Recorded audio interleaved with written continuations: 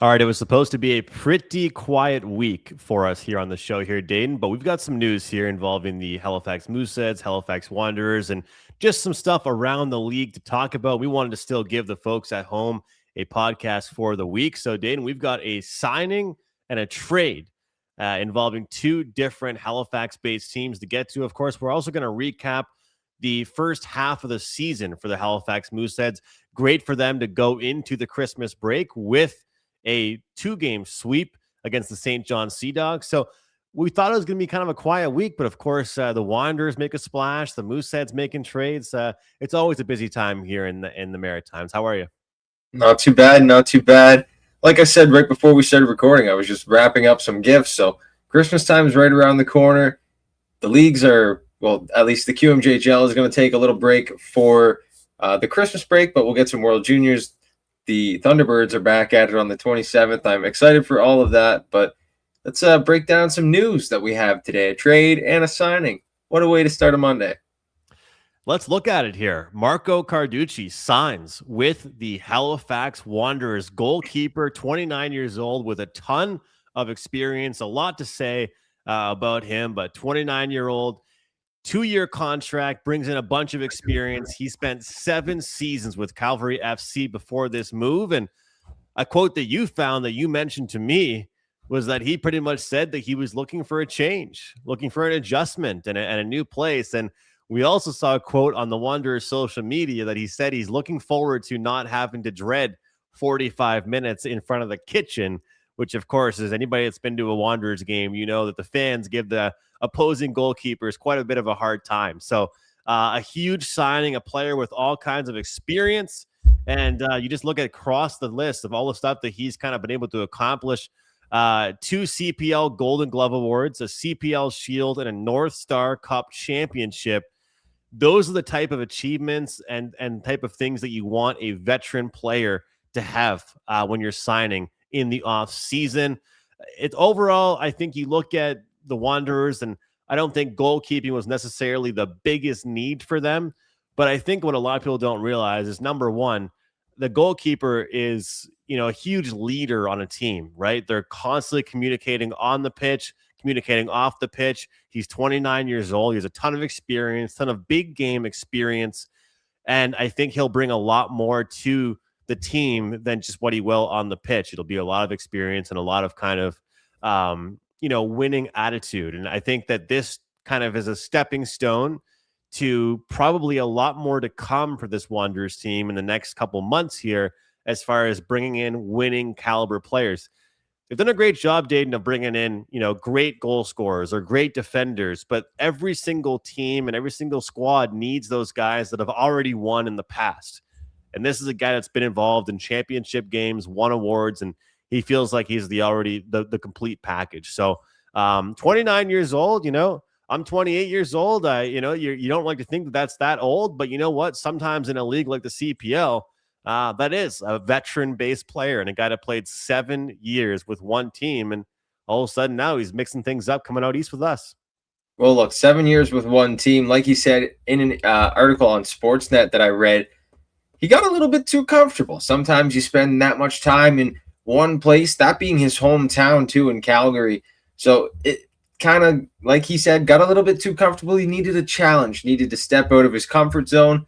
And the Wanderers were one of the first teams to kind of reach out to him. They were very clear with him of their ambitions, their goal of obviously getting to a championship. You saw them get knocked out in kind of just poor fashion. A shot that we posted the video, a shot going over the crossbar, knocked them out of the playoffs. So to kind of a sad end of the season that they'll like to turn around and forget quickly. So a signing of Carducci will definitely help. I think he's been in talks with Vanni Sartini, who will probably be one of his closest alliances when he first comes to Halifax. Italian connection. I think that might have been a big part of why he came. And Sartini's record in the MLS, along with, actually, you know what? That's another one, Andrew. Vanni Sartini coached for the Whitecaps, and Carducci he was loaned to the Whitecaps years ago, although it was 10 or so years ago, or around 2017, there But was he a had chance those connections. there was Santini a would have chance those they could connections. have. Yeah, I'm so smart. He's heard about him before. He definitely has heard all about him before. We've got the quote here from Sartini. He says Marco is a fantastic goalkeeper who immediately adds to leadership and championship winning experience to our roster. His consistency and ability to read the game are top level and bring confidence to his defenders. Pretty much everything that we're seeing here from this, guys, is the word experience. And I know it can sound so repetitive, but when it comes down to a team like the Wanderers, look, they had a 1-0 lead. They had a 2-1 lead. They end up losing in penalties in the playoffs. Whatever it is, whether it's if they need more calmness, they need more, experience, they need kind of that it factor. Sometimes it starts from the back end. It starts with your goalkeeper. Marco himself says, I think the experience of winning is just so valuable. I'll be the first to admit it. I've lost a lot of big matches too, and I'll be the first to recognize that. But I think there's a big piece of it that I've been fortunate to be in the environment enough times, taking that next step the way the Wanderers want to achieve. And I think that when you look at overall what this team is going to try and do now is have that perfect mix of youth and experience. You look across most teams, that's kind of where the success can be built. You need to have that fresh young blood in a locker room, but you also need to have those vets as well. So did not really see that coming here with this team, but I think when the opportunity came up, as you mentioned, Dayton, they will happily take it. So the first of many signings for Santini and this Wanderers team. And I think that when you look at Vonnie Sartini and his kind of now team at the Wanderers and the crew that's going to be working with him all year, I'll be very curious to see how many more older players they bring in because, like I said, they have a lot of young guns already. Maybe they need more guys like this that have already won before. Yeah, I think that's actually a pretty good point. They have Coimbra. Obviously, he was their top scorer, so they have their youngster. They have a vet now in net, but I think you could build off of all of that. One thing that I think we should touch on that we touched on before is that Quebec team that Halifax goalkeeper Ryan Yesley is tied into somehow. Yeah, I think it's going to be interesting because you lose one or you gain one. You got to have to wonder what's going to happen to the number one guy you had all season before. Because as I mentioned, he wasn't the problem. I don't think goalkeeping was necessarily the issue. There's a lot of different things we can look at. But like I mentioned, when the Wanderers saw this opportunity, they couldn't pass it up. No, 100%. And I think it's kind of interesting. The thing I read here on this article is that Ryan Yesley could be linked to the expansion team, FC Supra, which is allegedly building an all Quebec team. So that might be the main reason that Carducci could have been signed here, all alongside his experience and the resume that he brings in. Yesley could be on the move, and I think it's pretty interesting that him, since he was born in Algeria, but he was living in Montreal since he was 2, makes him a Quebec resident. I believe he would be a great fit for the team, and I believe that's probably what's going to happen, and that's probably why Carducci was brought in. I think it's a good role here for either player, and I think both teams will benefit. But yeah, that Quebec team is something interesting that reminds me a little bit, like I said, of the old style Montreal Canadiens in a way. Yeah, that's going to be interesting to see if that ends up actually going through. Just a full-on Quebec-based team coming out right away and saying, hey, we're embracing the Quebec-born players. So looking forward to seeing what ends up happening with that. But I think more teams, the better for this league. Just wanted to look at Carducci and some of his numbers here. Goals against per 90 coming off a 1.29 season, which is just extremely impressive overall, looking at some of the stuff that he's done here. And of course, we've seen league ranked third, second, first, third, second, first. This guy has not been on a bad team. So you can talk about good forward groups, you can talk about good defenders, but when it comes down to it, a lot of times it does come down to the keeper. And this guy has not been a part of a bad team. This guy has been a part of all great teams, all successful teams. And as well as I do, Dane, we've followed this table of the Halifax Wanderers in the Canadian Premier League, it's a very competitive table. So you want a goaltender and a keeper that can make some big saves for you. I think he's the guy for them. So a big trade, a big signing, I should say, for this Wanderers team. And what a way to kick off some offseason moves. And I got a feeling they're going to be very busy this offseason. So the first of many for the Wanderers this year. Yeah, it'll be great to see what else they can get done. Like they said, and like what was probably said to Carducci, they are this close to building a championship roster. But it'll take some time, but I don't think it's too far away. Let's look at the Halifax Mooseheads. We've been talking a lot about the Mooseheads over the last handful of weeks, doing post-game shows, doing recaps, doing previews. And, I really stressed, I thought, how important it would be to not just win one, but to win both of those games against the St. John Sea Dogs going into the Christmas break, relatively the halfway point of the year where we see all kinds of trades take place. I just looked at this team and would love to see them not just get one, but to get both. They took care of business in St. John, although it ended 4-3. They almost let that lead slip away, but they did a great job. And then that game in Halifax, they got the job done as well. So there were some bumps in the road. They were on a little mini losing streak going into that 2-game set against St. John. Their defense wasn't looking great. The goaltending came back down to earth a little bit here. But overall, looking at this Halifax Mooseheads team, have to be impressed and now look forward to seeing what they can do. They got Samuel Rousseau joining their roster, of course. And now we have a trade to announce, which I don't want to say first of many, but probably the first of a couple maybe ready to go here for this season. I would say, Andrew, yeah, that's probably the way the fans would like it to go. The fans would like probably for these 3 picks, the 2027 second, third, and fifth round pick to all be flipped at some point this season, if not this season, next. Obviously, Blainville, that's where the picks are coming from because Halifax, one of their assistant captains, Mathieu Taillefer, is off to Blainville. Actually, I just noticed in this picture here, Andrew, you can see that Halifax is actually still wearing their old CCM jerseys.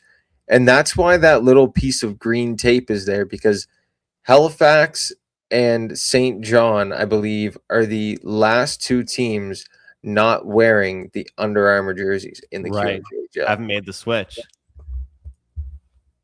But yes, I do think that these picks will be crucial to Halifax in the coming seasons. The biggest thing for them is to say, okay, look, there was a need, right? We were looking okay. There's a player dealing with an injury. You guys wanted him. This is what we're wanting. This is what our ask is. This is what we want in return. And are they in a position right now to want to hold on to these, or do they already have the youth and they're saying now, okay, we'll flip it for another veteran player or another guy that we can bring in? Because it's kind of interesting. We have that segue talking about the Halifax Wanderers signing, because you and I have been talking about this a lot this season as well, about the Mooseheads, that they are the youngest team in the league. They were young last year as well. They've been reliant on goaltenders. They've been relying on some good defensive games, but they've also been relying on some top goal scorers as well. When you don't have your Quinn Kennedys or, your Carriers or, Kulibiak, you need to be able to have other guys step up, and hopefully they can turn these picks into something else.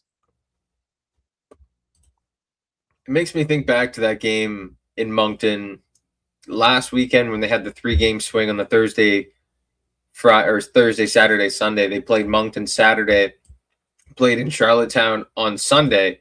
Quinn Kennedy got in a fight in the last few minutes with Aiden Diamond in Moncton, and that kicked him out of the game, and that took him out of the next game as well in Charlottetown. And when one of your top scorers goes in and gets in a scrap and effectively takes himself out of the game, that's when you need those players to step up. And if you aren't getting the attraction from your bottom 6 or your top 6, might be time to find a new piece. Fit them in there somewhere and shift your lineup a little bit, because at the end of the day, these are young players, but they are trying to work themselves into a business, and that business is the game of hockey. So these are all things that'll come with it along the way. Well, and of course that, a lot of times when you're talking about bringing in older players or at least having some more consistency, this is really the time of year where that ends up being the most difficult. I think a lot of the fans out there would agree. You can think of multiple players over the last handful of years the Mooseheads have brought in at key times where you kind of get a little bit stuck, because what if your top 2 or 3 goal scorers go into a slump? What if this is happening and, maybe you can use another guy in the power play or use another guy on the PK, because sometimes even though you have a little bit of a holiday break here, this is the time of year where people run out of gas. You're excited for the home opener. You're excited to go visit every arena 1 or 2 times. And then it's the dog days. Then the temperature starts to get colder. You're riding on the buses, the road trips get longer. You need to have that extra enthusiasm. And I think that when you have depth on your roster, it makes everything easier. So looking right now, Dayton, I think you had it up beforehand. The standings here where this Halifax Mooseheads team sits overall, like, how do you feel about where they sit? I know they had a good start, maybe hit a little bit of a bump in the road, but based on kind of your preseason projections, how do you feel about them right now? Not too bad compared to last year. They were obviously a 7th place team going up against the first place team in the first round, which they didn't really care about. Obviously, they beat them in 7 games, but right now they're sitting a little bit better than they were at this point of the season last year, or should I say a lot better. They're in 5th. The divisions are a little bit different. Now there's 10 teams in the conference, and there's no division, so it's going to be different for seeding as well come playoff time. But even though the Mooseheads are sitting at 5th place, I think they could work themselves back up a little bit. Right now they're sitting at 36 points. 37, one team ahead is Cape Breton. 38, 2 spots ahead is Charlottetown. So 2 more points, 1 win would get you in 3rd place. And then Moncton and Chicoutimi, obviously, a few points ahead. They're sitting Chicoutimi 10 spots or 12 spots ahead of Cape Breton in 3rd place. So it's a little bit of a jump, but if they can keep up with that 2nd or that 3rd or 4th place spot, I think the Mooseheads will be in good position. They'll cross over and probably play like as if it was right now a Shawinigan or a Rouen-Noranda in the playoffs. So 2 teams that we know Halifax can keep up with. So I think it'll be great for the Mooseheads, and they're in perfect position right now to kind of build on it come the 2nd trade period after the holidays. And as much as I talk about, hey, this could be a time of year for depth as well, maybe the rest of the holiday break does a lot of good for this young team, and they come out with a huge spark. And I'm telling you, I think sometimes it can be huge. I know it's only 2 wins, and I'm putting a lot of pressure on it, but the fact that they did come out 2 wins against St. John before the season kind of went to a little bit of a pause, it's really good for them. Picking up Sam Russo is great.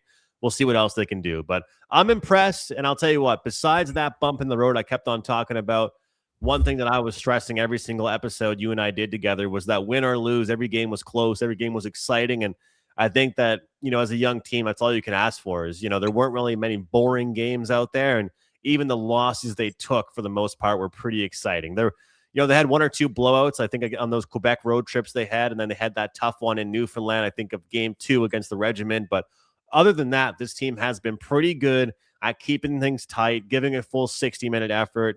And so Coach McKenzie should be proud about that. But look forward to it. Mooseheads are back in action on December 28th. I believe Thunderbirds are in action on December 27th. And, of course, that's a 2-game set back-to-back weeks against Saskatchewan. So busy time for the Halifax sports world, I guess, with everything. And then, of course, the Wanderers said, hey, guys, make sure you mention us as well. We're still in action, too. We're still making things happen, and we're still signing players. So, Dayton, Merry Christmas to you, my friend. Have a great holidays, and hopefully we come back to more great news with these Halifax teams. Yeah, it's going to be great holidays. I hope you enjoy it. You said you're taking a little 30-hour trip over to the island, so I hope that works out well for you and your family. Merry Christmas to everyone watching. We thank you for tuning in for the first half of the year, or the season, I guess, as the year comes down to the end. 2026, let's make it a good one. All right, guys, thanks for watching. Happy New Year. We'll see you next time. Same place right here on Halifax Sports Talk.